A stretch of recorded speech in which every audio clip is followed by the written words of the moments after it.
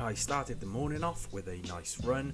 This is in training, ready for the Caerphilly 10k race coming up. Then off to my first job where we had a boiler breakdown.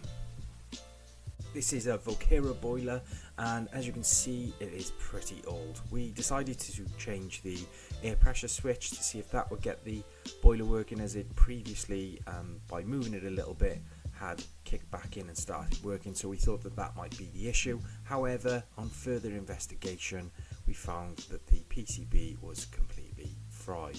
So because of the cost involved with a PCB for this type of boiler, unfortunately it was a phone call to the estate agent to let them know that they're going to be better off to replace the boiler. Job number 2 was to investigate a leak. As you can see here, big hole, we're going to need to put a quote in to repair that. Job number 3 was a job to alter some waste pipe to put in some rodding access for a drainage company to unblock the drains.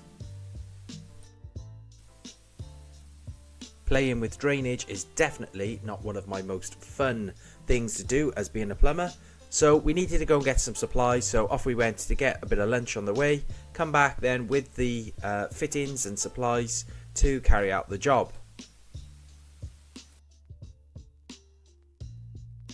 There's times in this job where you don't actually make that much money because you're going around and looking at things, quoting them, before you've actually even made any money. So when people think that we're making stacks of money, it's absolutely not the case. Anyway, here we are finishing up the job. On to the next one, and this one is just a broken tap. We tried to see if we could get the cartridge out, but off we went to go and get a new set of taps.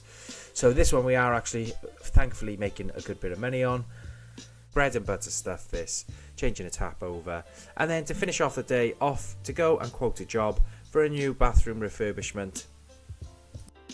Now, my wonderful suppliers at Smarter Components took us out for a lovely curry to top off the evening. Thanks for watching.